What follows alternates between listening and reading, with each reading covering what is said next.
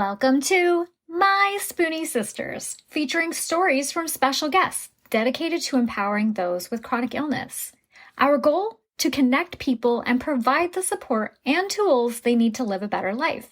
For those with chronic illness, our energy levels just fade faster. We must be more purposeful with the spoons allotted to us. So grab your coffee or tea, sister, and tune in as My Spoony Sisters share stories of living with chronic illness. Hi, my Spoony Sisters. It's your host, Gracefully Jen, and I brought back another fan favorite. This is Dr. Fanny the Baker. Hello, how are you today? Hello, so happy to be back. I'm doing great. How are you? I am doing well. You know, it's still kind of rainy season over here, but we've had a couple 60-degree sunshiny days, and I'm looking forward to Yeah. How's your weather where you are? Way too hot, in my opinion. Like, I'm really rooting for cold at the moment. Like, it's way too hot than usual. And I'm like, I want snow.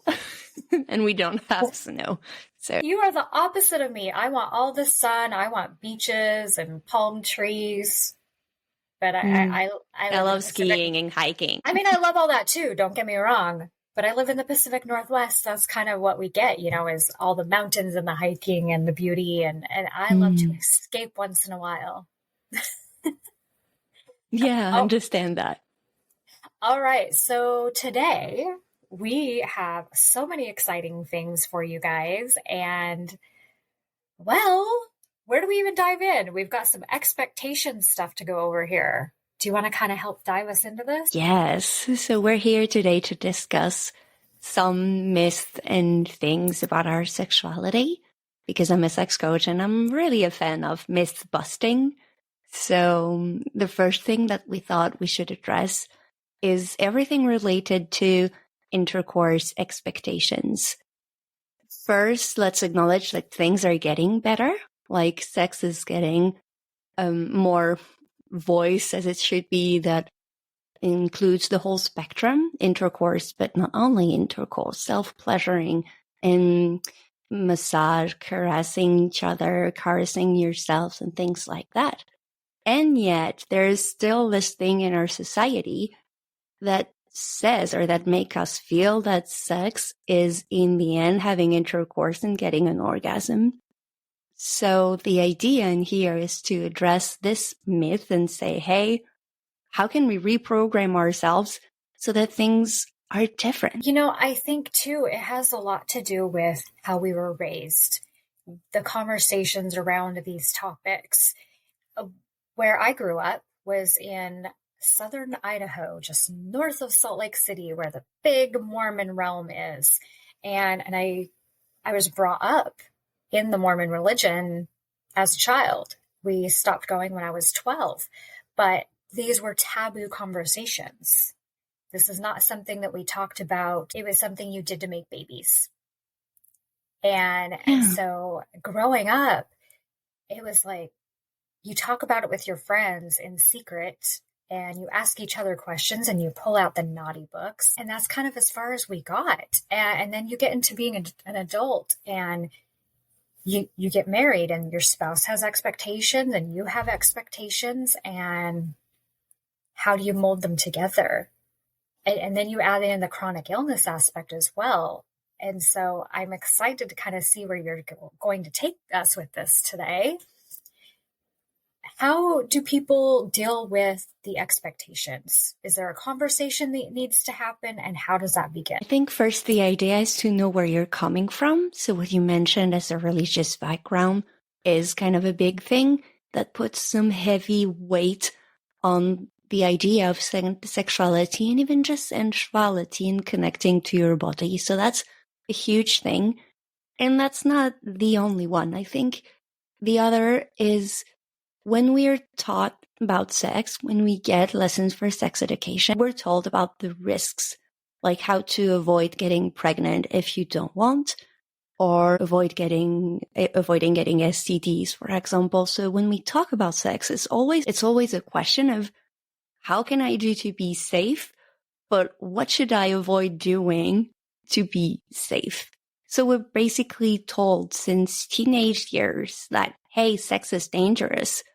Whereas including knowledge about how the body is functioning, about how we get pleasure, what pleasure is, what an orgasm is, acknowledging that these conversations could happen is really something that would be valuable for all of us, like including the whole spectrum of sexuality, its whole variety.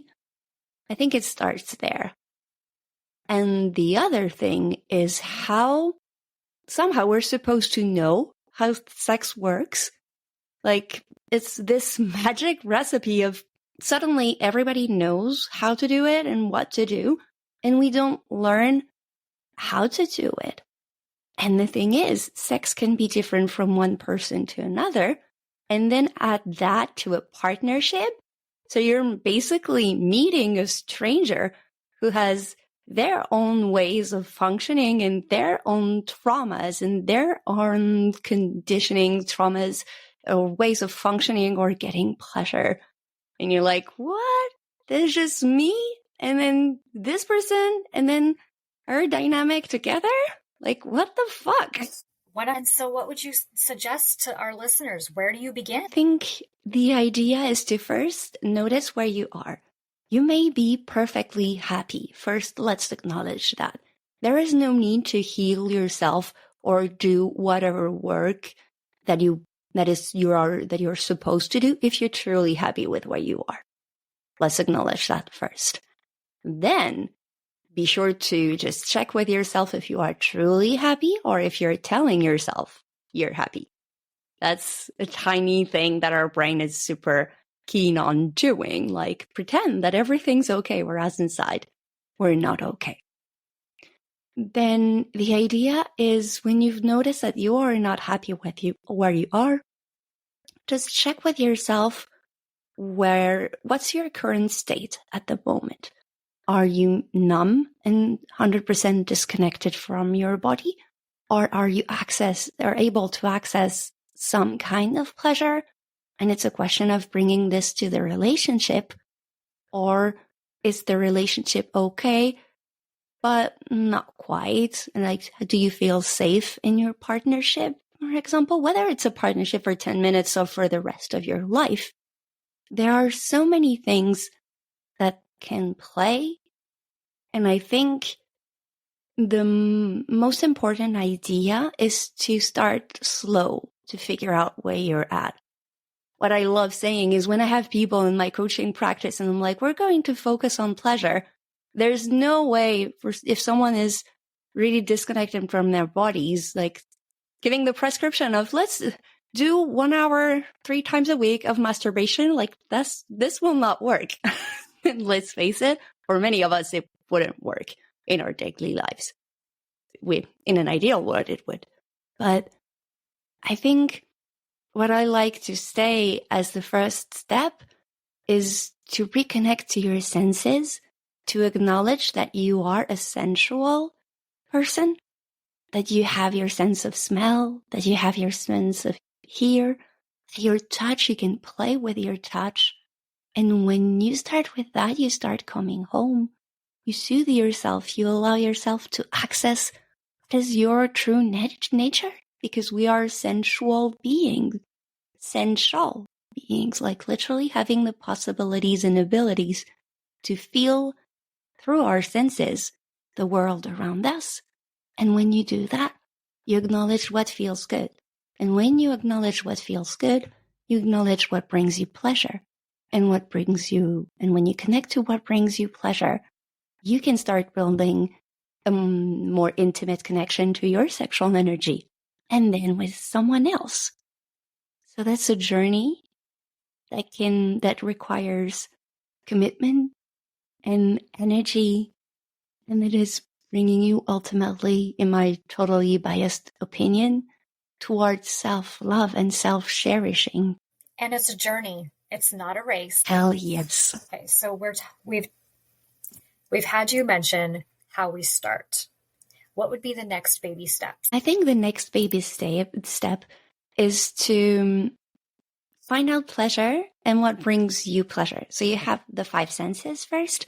And when you have that, it's reclaiming or reconnecting to the senses, the sense of, ooh, that feels good. Ooh, that feels bad. Ooh, I like this part of me. What I like to have this part of me touch, and this part is a no-no. So really acknowledging that you are inside a body, and that may feel so interesting and threatening maybe for some of us with chronic conditions. So really acknowledging that this is bringing me pleasure. And the more you connect to pleasure, the more you trust yourself, and the more you can start having intimate practices and getting to your genitalia or your vulva if you have one. Like, okay, I love this type of touch in this place, and I don't like this type of touch on the same place. So it's really the idea here of playing with the different types of touch so that you can reconnect to your pleasure and to reconnect to the different types of pleasure. Pleasure can be luscious. Pleasure can be wild. Pleasure can be quiet and intimate. Pleasure is a whole palette that you can have access to because your whole body is a buffet you can start eating from. Well, that sounds delicious. Okay, so the next direction we were putting in our notes. Wow, I'm sorry that my words are not coming out well today. But in our notes, we had stress cycles. Can you walk us through the stress cycle? So the idea here, the first time I heard about this concept is in this amazing book from Emily and Amelia Nagoski that is called Burnout. Like really offer it to any woman that you care about in your life. And they say very interesting things about completing the stress cycle. Basically, everything that we are encountering, traumas, conditioning, or just emotion that we have been lovingly put under the rug is stored in our bodies. So we can see it on a daily basis. Like after a heartache, our chest is getting closed. Or we have sore throats if we don't feel comfortable speaking our truth. Or we have some back pain if the world is really heavy about us, around us, and we're getting sick of the weight that it puts on ourselves. So all of these, you need to first acknowledge that emotions are just sensations given meaning by your brain. So if you take anger, for example, you can have a hot anger when you will, my words are going out to, where you will scream at someone. Or you can also have like the ice cold anger where your voice is low and this person in front of you will know that you are angry. And same goes for the heart race, for example. It can be because you're angry, but it can also be because you're sick. And that's different. And all of these sensations are just things like signals from our bodies. And when we don't have space to express them, so when we don't have space to express the anger, when we don't have space to express the sadness, they get stuck somehow. And so they limit our possibilities for movement. They limit our possibilities to have life energy moving through our bodies. Even if you're not into some energy concepts, the idea of, if you just picture someone who's really disconnected from their emotion, they may feel really stiff and really with little mobility. Whereas someone who is really connected to their emotion, to how they feel, they may look like they have more inner space available, more radiance. And that is so precious. And when you do that, so completing the stress cycle is about reclaiming that. It's about honoring that when something happened, a conditioning or a trauma, if you wanted to run and couldn't, your body needs the running to release. So you can just run on the spot and do some movement to get it released. Just move your legs or move your arms or have a good shake. It's just allowing your body to process the muscle tension, the heart race, every type of sensation that hasn't been really acknowledged and didn't have the space to express, so that your body can get back to the homeostasis, like normal, usual state. And when you complete those 3 cycles, so when you honor the anger that comes, when you honor the sadness that comes, then your body increases the tolerance because it feels less afraid of what's going on inside. Like, it feels afraid is kind of a weird word, but what I like about it is how the body gets into a contraction reaction where you don't feel anything. And because for a nervous system, it's unbearable to maintain these sensations, these fears, these conditioning, these traumas for such a long time, we end up being disconnected. When we're constantly told on a regular basis that whatever we do, we will never be enough. Whereas, even whether it's from being conditioned as a woman or someone having a condition or health specificity, all of these messages are stuck in our bodies, and we need to get that out. Like, we are allowed to be angry. We are allowed to be sad. And to truly heal something, you need to feel it. Just feel the sensations, though. Don't feel the story. The story sucks. But well, and when you complete the stress cycle, are you feeling less numb, more connected to yourself? Yeah, that's how it works. It's because, that's how it works, because when the sensations have gone through, like the process have finished, then there is space for something else, and there is space for pleasure, and there is space. I like the idea of when, I don't know if you've ever seen like a horse falling on the competition or something. Like, they wake up and just shake everything out, and then they're good to go. And we need that too. Like, when we get surprised or when someone is telling us something mean, we're told, be a good girl. Good girls don't cry. Good girls stay quiet. Like, you're so smart, get over it. No, I have the right to be angry. I have the right to be mad at that person. And this is so visible in our sex lives because there are so many expectations about who we are supposed to be, what we are supposed to say, and who we are supposed to be. As we mentioned, the intercourse expectation at the beginning. And acknowledging that this is not truly who you want to be. And to do that, you need the connection to your body. And to get the connection to your body, you need to move it or laugh or just bring space in it. And there are several ways to do that.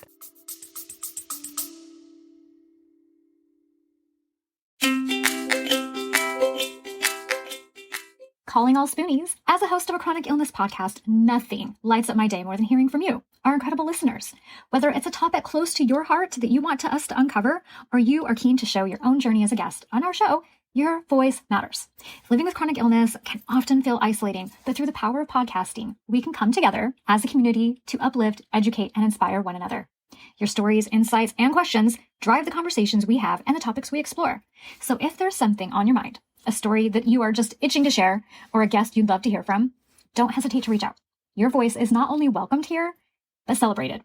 Let's continue to amplify the voices of those living with chronic illnesses and create a space where everyone feels heard, supported, and empowered. Together, we are stronger. All right.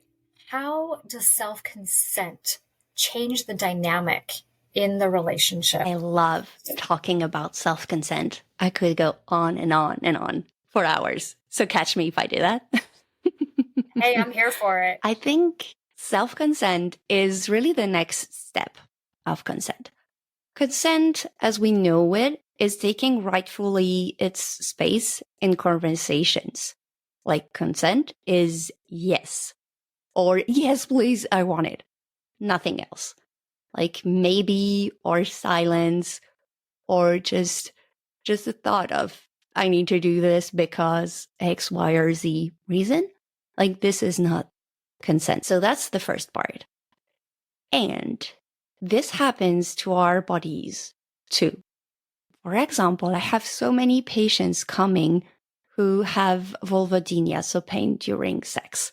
And when you ask them what is going on in their sex life, like they are forcing themselves to use a tampon 3 times or 4 times a day and just pushing through the pain by using a tampon. So how do you expect when every month for 3 to 7 days a month you use 3 to 5 tampons and just pushing it inside of your body, pushing through pain? How do you expect penetration to be nice after that? And so that's when self-consent comes in, because so many of us get advice from sex therapists or sex coach or just people, random people on social media of, okay, do more self-pleasure practices or do this or touch your breasts or this really do this way X times a week can feel really appealing because it's really simple. And it's in reality, it's 100% different from what you actually want. And the idea in here is to notice that your body can talk to you. And I think so many of us with health specificity as well are really aware of that and sometimes really painfully aware of that. And what I like studying from the tantric philosophy that I studied is how everything is supposed, or everything is kind of universal consciousness. So you can talk to your body, you can talk to your back, you can talk to your neck, you can talk to your organs. Like they listen and they will give you answers too. Like not maybe in sense of words, but maybe in sensations, contraction, tingling, cold, hot expansion. Like those tiny sensations are from your body minds, or the intersection of what is in your mind and in your body. And when you get attuned to them, suddenly you can understand what is a yes and what is a no. So before a self-pleasure practice, do I want to get penetrated by something today? Yes or no? Whether it's a penis, a dildo, a glass egg, or just your fingers. Allowing the space of asking yourself, do I want this? Do I truly want this? And most importantly, then, don't move forward if you don't hear a yes. Because we have such tendency to, okay, I didn't hear a no, and that means it's a yes. No. As we mentioned at the beginning, yes is yes. Consent is yes. It's not the absence of no. And so to get back to the beginning of your question is how self-consent is important in the relationship. First, because let's be honest, it can mess things up if you haven't really connected to it before, because suddenly what was okay can be not okay anymore because it doesn't feel aligned, and that's okay. That's when you notice if the partnership is healthy or not. And when you when you get the self-consent back, then you are able to attune inside and hear inside what's a yes and what's a no. And so you can build something new with the person in front of you. And from the dynamic that is emerging from that, you create something new. As we said at the beginning about the buffet that our whole body is, that's the same. When you reconnect to self-consent, you then have the ability to explore and be conscious of your whole body. And when you do that, and have a person in front of you that is doing that too, you get so much more diversity than intercourse expectation, as we mentioned at the beginning. Well, and I think it's There's something else important that we need to bring up too, is how to begin the conversations. Because once we give ourselves the consent and once we start working on all these tasks within ourselves, we need to move forward with the conversations. And for some people, maybe it was the way we were raised. Like I said before, they cringe, they shut down at the idea of having that conversation. Do you have maybe some suggestions of baby steps on how to even begin that conversation? Yes. First, acknowledge and look out. Sorry, let me say that again. So first, maybe see if you are really a yes to this partnership. There is this big step of so many of us contracting because we don't feel comfortable in our partnership and are not trusting this partner that we are with, or partner or partners that we are with. I am not saying that if you don't feel safe in your partnership, that means this partner is not for you. It's a different dynamic, whether this partner is the one or it's the one that I want to spend time with, and building the safety of the container in your partnership. So there's that, like assess inside. Are you truly a yes to this person? And do you feel safe enough to bring that up? Yes or no? Because I could give you what to say. If your nervous system gets into panic mode and freezes when you bring up this conversation, nothing will come out of it. So first, assessing that. Then, regarding the conversation itself, I think it's always a good idea to just share what you're doing at the moment. Like, hey, I have listened to this podcast, this amazing episode from My Spoonie Sisters, or I've seen this person on Instagram, or I've listened to this podcast, or downloaded this ebook. So sharing the resources you've been playing with. And that also helps you build the safety in the partnership, because you're sharing with the person you're with what you're learning and what you are discovering about yourself. And that also helps to see if the person is interested in that or not. Because if you are with someone that truly cares about you, they would have interest in something that makes you feel better.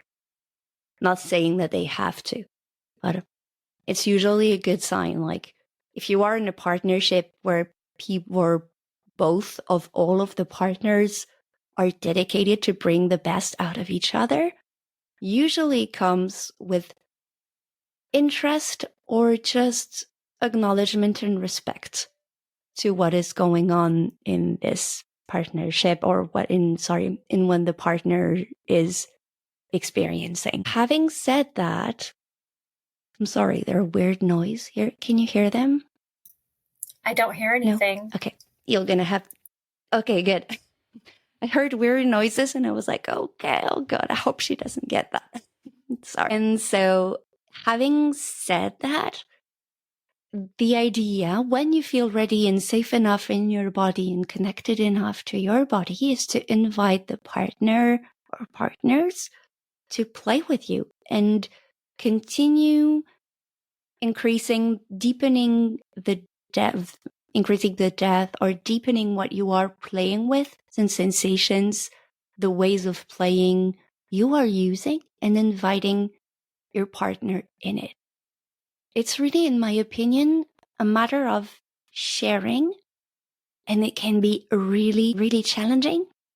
I just wanted to put that out there as well, like sharing what you are doing and sharing your personal evolution requires courage. Like share that with someone who has seen you in a certain way for a certain time, and actually owning that, hey, I want to do things different, requires courage, requires commitment.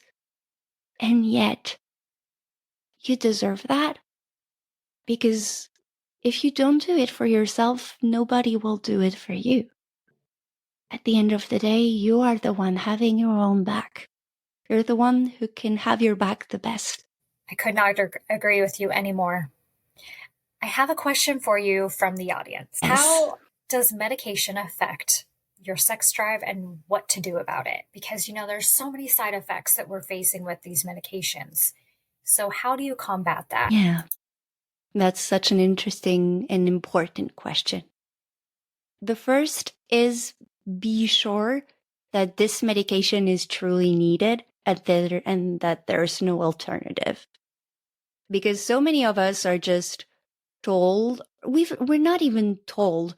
We're like, okay, that's a side effect that is not worth telling. The idea of considering a low libido from your medication, like if you had a rash, you would stop that medication right away.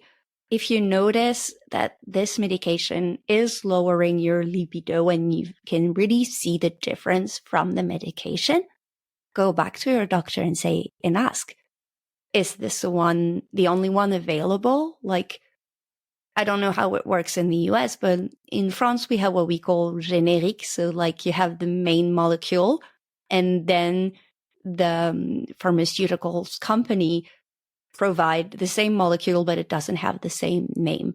But usually the secondary parts of the medication can be different. So maybe one will have this side effect and the other won't. So check with your healthcare practitioner and doctor first if this is a medication that you need and is there alternatives. Really first doing that because your sex life is important. That being said, some medication can really increase libido, but usually it's the other way around. Also because when you have a chronic condition or a health specificity, there's so many things at play than medication. The idea when you have the confirmation that this is the molecule and there is no alternative is to give grace to yourself because libido and human connection are so, I don't like the word complex. I would say so interesting. There are so many roots. Yes, maybe the medication is decreasing your libido at the moment, but how do you feel in your body? How is your hormonal balance? Do you eat healthy or do you self-abandon on a daily basis? I think when it's really hard for some of us with health specificity to know that this part is less easy than for people who don't have these.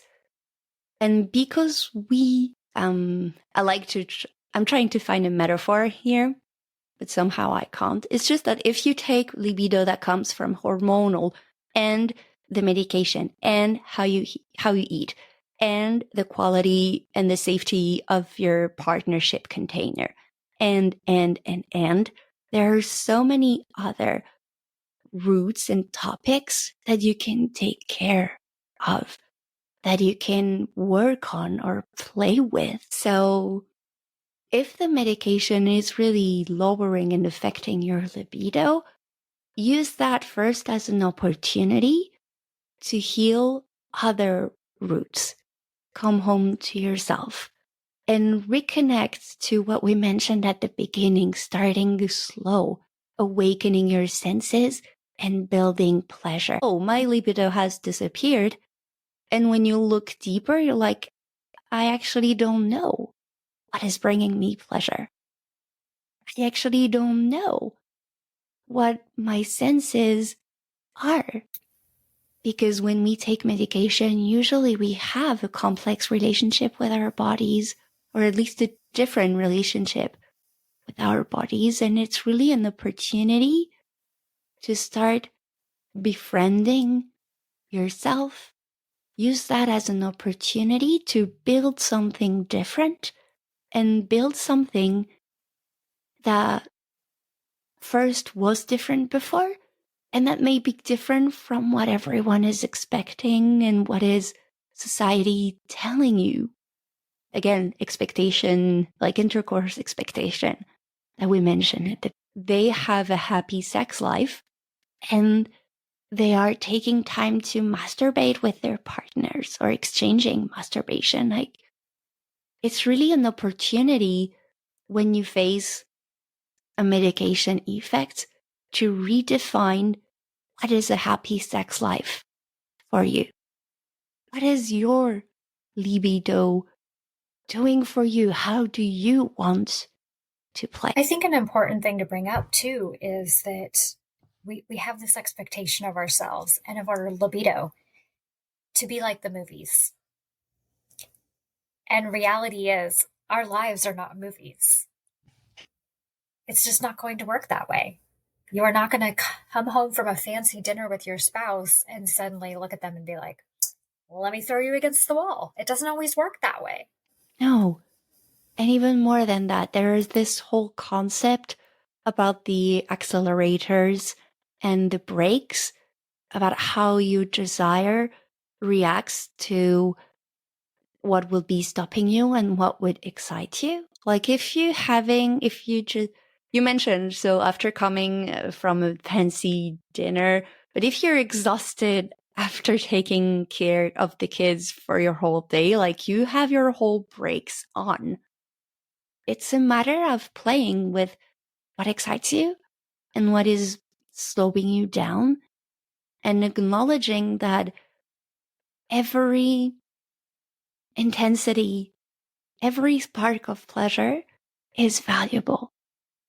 And it's really learning to play with them, to play with this pleasure, with these sparks, with this libido, with whatever you are, acknowledging that it makes you feel good.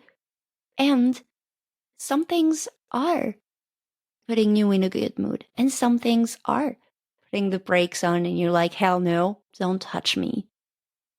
It's really, in the end, it's always a balance. And this balance comes from many roots and many roots.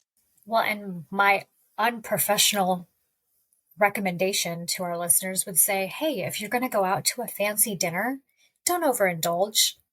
If you are so full that by the time you get home, all you want to do is pass out, you might have done a disservice to yourself. I love that. And I think, thank you for saying that. I love it.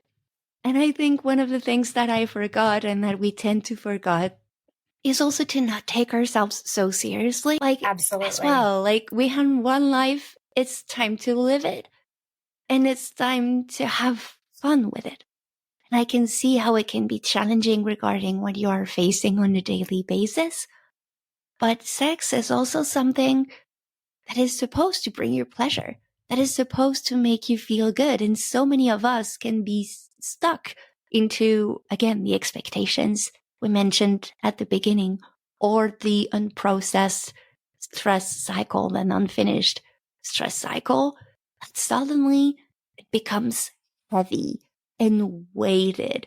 Like another task on our to-do list that we have to study and figure out and understand. We have so many of them already. Like, can we at least release the pressure of this and have fun? Absolutely. It's time to have more fun. We need that in our lives, especially because I'm sure that our listeners, like myself, like yourself, we are living with enough already, and so we deserve it. At the end of the day, we do.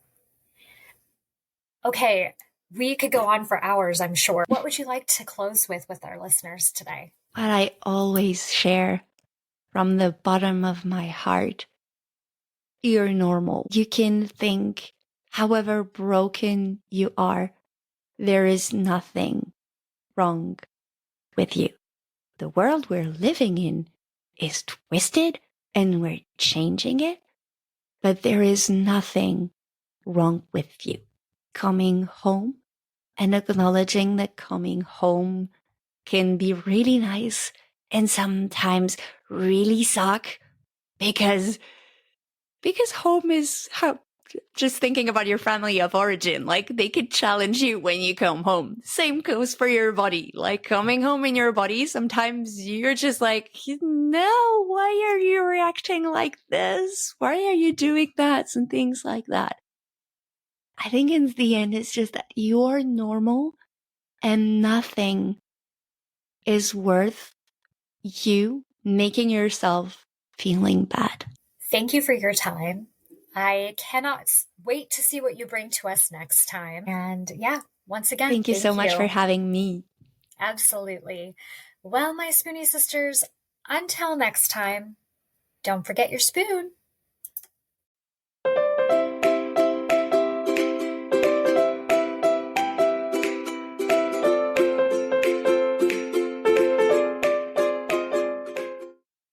The information, opinions, and recommendations presented in this podcast are for general information only.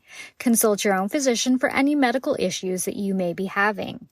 The information should not be taken as a replacement for medical, clinical, professional advice, diagnoses, or medical intervention. My Spoonie sisters and guests will not be held liable for any of the consequences of such action or inaction. Trigger warning. Some episodes may cover sensitive topics including, but not limited to, suicide, abuse, mental illness, and chronic disease. You are advised to refrain from listening if you are likely to be offended or adversely impacted by any of these topics. None of the guests or hosts will be responsible for your use of the information contained therein. Life is not merely to be alive, but to be well. Living a life with a chronic illness is best described with one word: unpredictable.